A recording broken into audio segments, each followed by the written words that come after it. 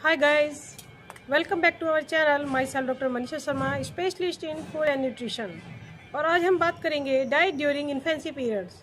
Means infant को क्या diet लेनी चाहिए और कितने पौष्टिक तत्वों की आवश्यकता उसको होती है। देखिए, जब बच्चा जन्म लेता है तो उसका जो वेट होता है वो 2.5 से लेके 3 किलो तक का होता है, और जैसे ही वो 6 मंथ का होता है तो वो डबल हो जाता है, और जैसे ही वो 1 ईयर कंप्लीट कर लेता है यह ट्रिपल हो जाता है उसका वेट। तो यह बच्चा एक नॉर्मल बच्चा कहलाएगा।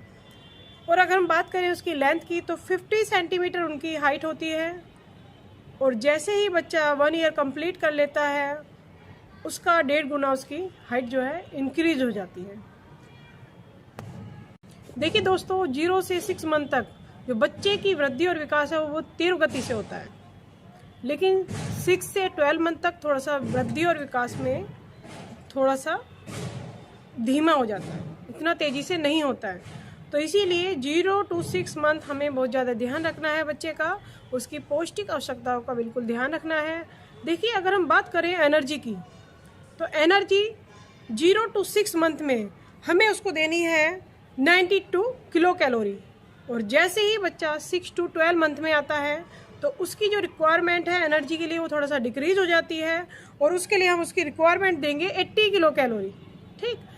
और अगर हम बात करें प्रोटीन की तो प्रोटीन हम बच्चे को देंगे 1.69 ग्राम, और जैसे ही बच्चा 6 to 12 मंथ में आता है तो उसकी जो प्रोटीन की रिक्वायरमेंट है थोड़ा सा डिक्रीज हो जाएगी, 1.16 ग्राम देंगे। तो इस तरह से हम देख रहे हैं कि जैसे ही बच्चा 6 मंथ कंप्लीट कर लेता है उसके बाद थोड़ा सा उसकी रिक्वायरमेंट कम कर दी जाती है। वो इसीलिए क्योंकि यहाँ पर वृद्धि और विकास थोड़ा सा धीमी पड़ जाती है। देखिए, जो खनिज लवण है, स्पेशली जो कैल्शियम है, फास्फोरस है, मैग्नीशियम, मैग्नीज, उनकी जो रिक्वायरमेंट है यहाँ पर 4.6 मिलीग्राम हम उनको देंगे। और जो कैल्शियम अगर हम 6 to 12 मंथ की बात करें तो 4 से थोड़ा सा हम इंक्रीज कर देंगे, यहाँ पर 5 मिलीग्राम हम देंगे। यहाँ पर हम दे रहे थे 4 और यहाँ पर हम दे रहे हैं 5 मिलीग्राम। तो यहाँ पर थोड़ा सा खनिज लवण की मात्रा बढ़ा दी जा रही है, क्योंकि जैसे जैसे बच्चा बढ़ रहा है उसकी हड्डियाँ बढ़ रही हैं, मजबूत हो रही हैं, विकसित हो रही हैं, तो थोड़ा सा रिक्वायरमेंट बढ़ा देंगे। विटामिन, ये विटामिन जो है बच्चों की रोग प्रतिरोधक क्षमता को बढ़ा रहा है, शरीर का निर्माण कर रहा है, वृद्धि और विकास कर रहा है, तो उसे जरूरत होती है 350 माइक्रोग्राम वाइटामिन्स की। इसके बाद हम देखते हैं, देखिए फाइबर की बात करते हैं तो फाइबर यहाँ पर जो होता है आपका फ्रूट्स और वेजिटेबल से बच्चे को दे दिया जाता है। विटामिन बी समूह, यह बहुत ज़्यादा ज़रूरी होते हैं ऊर्जा के लिए, बेसिकली शरीर का निर्माण करने के लिए। देखिए, राइबोफ्लेविन और जो नियासिन है वो हम 0.3 और 0.4 मिलीग्राम देंगे। ठीक है। जैसे ही बच्चा 6 से 12 मंथ में आता है तो उसका रिक्वायरमेंट जो होती है पॉइंट में ही इंक्रीज होती है, 0.3 था तो अब 0.4 हो जाएगा। ठीक, मिलीग्राम में। विटामिन सी, यह 25 मिलीग्राम विटामिन सी हमें देना होता है बच्चों को, और ये हम कैसे देंगे? माता की दूध से ही उसकी पूर्ति हो जाएगी। तो माता का जो दूध है अगर उसमें विटामिन सी भरपूर मात्रा में बच्चों को मिल सके तो लैक्टेटिंग पीरियड में ध्यान रखेंगे कि जो मदर है, मदर को ही विटामिन सी रिच फ्रूट्स हम देंगे, जैसे कि आंवला, अमरूद या खट्टे पदार्थ, आपका संतरा हो गया, और आपके स्ट्रॉबेरी वगैरह हो गए, ये सब भी इंक्लूड कर देंगे डाइट में।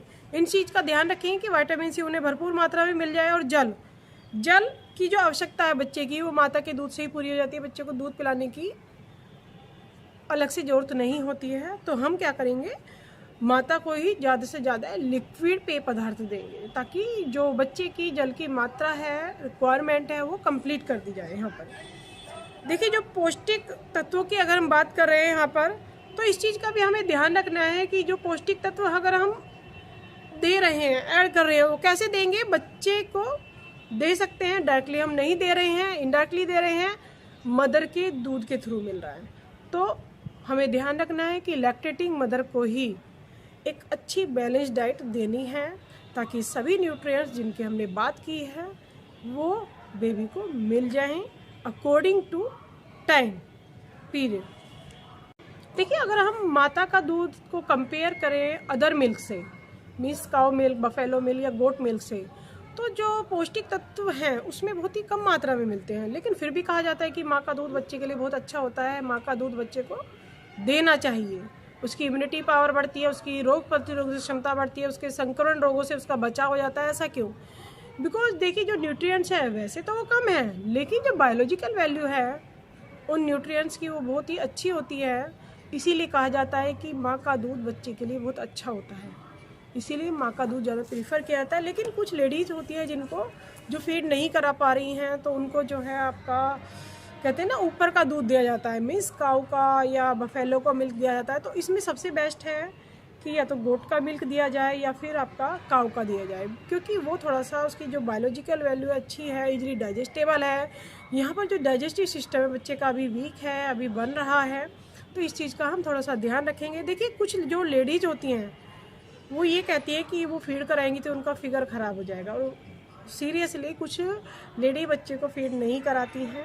वो कुछ भी रीज़न हो सकता है, या फिर हो सकता है उनको कोई प्रॉब्लम है वो नहीं करा पा रही हैं, कोई डिजीज़ है, या फिर सेकंड टाइम उनको प्रेगनेंसी जल्दी हो गई है, तो इस वजह से भी नहीं करा पाती हैं। तो ये रीज़न, लेकिन अगर हम देखें जो दूध है वो बहुत ही जो है इम्पोर्टेंट होता है बच्चे के लिए, मदर का दूध, क्योंकि जब बच्चे को फीड कराया जाता है तो उससे बच्चे की कहते हैं ना कि रोग प्रतिरोधक क्षमता बढ़ रही है, बच्चा स्ट्रॉन्ग होगा, उसका वृद्धि और विकास अच्छे से हो जाएगा, और कोई भी अगर संक्रमण रोग हो जाता है तो उससे ईजिली जो है निकल सकता है। वो इसीलिए होता है क्योंकि मदर के दूध में लैक्ट एल्ब्यूमिन नामक एक प्रोटीन होता है, वो शरीर को निर्माण कर रहा है, उसको मजबूती दे रहा है।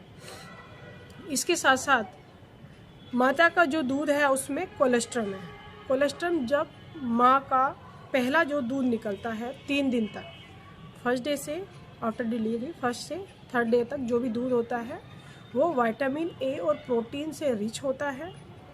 वो उनकी शक्तिवर्धक पदार्थ है एक तरह से बच्चे के लिए, बच्चे को मजबूती प्रदान कर रहा है, वृद्धि कर रहा है बच्चे की, और उसको जो है इम्यूनिटी पावर भी दे रहा है।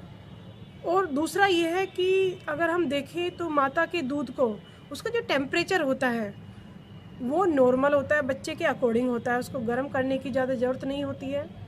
और थोड़ा सा इकोनॉमिकली भी देखें तो वो थोड़ा सा आपका महंगा नहीं होता है। तो माता का दूध बहुत ही इम्पोर्टेंट है बच्चे के लिए, उसमें संक्रमण होने के भी चांस नहीं रहते हैं। दूसरा जो बच्चे और मदर के बीच में इमोशनल अटैचमेंट है वो बहुत अच्छा होता है, बॉन्डिंग अच्छी बनी रहती है। अगर वो फीड कराती है तो वो थोड़ा सा सिक्योर फील करता है बच्चा, अगर वो फीड कराती है मदर बच्चे को। तो दोस्तों इसीलिए कहा जाता है कि पहले 6 मंथ तक बच्चे को मदर का दूध ही देना चाहिए, वही अच्छा होता है माँ के लिए भी और बच्चे के लिए भी। क्योंकि देखिए अगर वो फीड करा रही है तो मदर को कैंसर होने के कम चांसेस रहते हैं, उसकी जो ओबेसिटी की प्रॉब्लम हो जाती है इस टाइम में वो भी यहाँ पर नहीं होने के चांस रहते हैं, उसका वेट ठीक मेंटेन रहता है। और भी कुछ प्रॉब्लम है जो कि देखी गई है इस टाइम में, तो वो प्रॉब्लम से आप बच सकते हैं अगर बच्चे को फीड कराएं तो उससे बच्चे के लिए भी अच्छा है और मदर के लिए भी अच्छा है।